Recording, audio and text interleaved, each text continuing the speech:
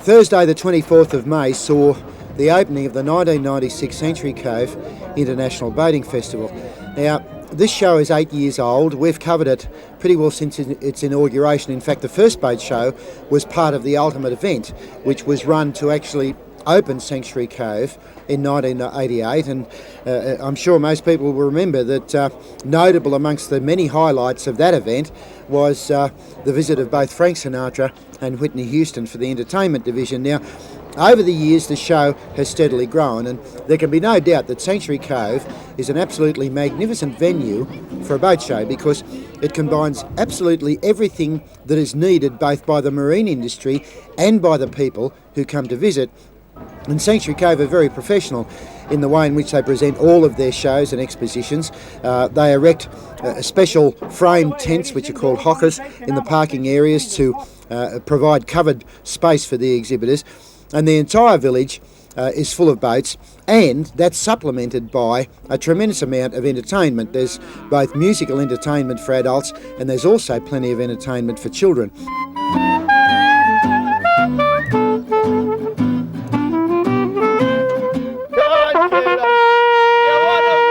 Mate, we'll put this dog on, dear. The restaurants are superb, the outlook is absolutely magnificent, and it really is a great venue. Now, 1996 was the first show I'd been to for the last 2 years because, as we'll see a little later in this show, we've been tied up with the Toyota Fraser Island Fishing Expo, but I came back a day early from Fraser Island this year in order to see the show, and I was very glad that I did because I was truly amazed at how much the show has grown and how well it's settled in as a truly international boating festival. In fact, there were visitors from Japan, Korea, Malaysia, Canada, Indonesia, the United States, Hong Kong, Singapore, South Africa, New Caledonia and New Zealand at the boat show. And I know for a fact that one of our local aluminium boat manufacturers secured an order for 200 small aluminium boats for Japan. Now, that's what it's all about. The Sanctuary Cove International Boating Festival is there to ensure that the local marine industry has a shop window to people from overseas who will come to stay at Sanctuary Cove and see the boat show. Now, the show also incorporates the Toyota Celica International Billfish Tournament. That's a tag and release marlin tournament, and it attracted a record fleet. In fact, 86 anglers competed in the tournament from Thursday, May 23rd to Saturday, May the 25th, and there was a presentation dinner on the Sunday night. Brisbane angler Chris Hawthorne aboard Lucky Strike was the winner. The skipper was Ross McCubbin, who's very well known in the billfish areas, and Chris Hawthorne tagged 7 fish. First prize was a Toyota Celica valued at $40,000. And there are some very interesting statistics.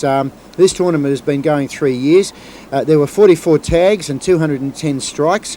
The strike rate was 4 times the previous year's totals, and there were 119 hookups, and not one single fish was weighed, which really shows that the game fishing fraternity are looking after the resource. Now, this truly is a magnificent boat show. In fact, I would venture to say that it is among the best boat shows I've been to anywhere in Australia in the last 5 years. It has a tremendous atmosphere. Business is done, which is good for the marine industry and, of course, good for the people who buy the boats and the boating equipment. And there's a tremendous amount of up-to-the-minute boating equipment displayed in the various covered display areas. It really does have something for everyone. Now, it's held around about the last weekend in May each year.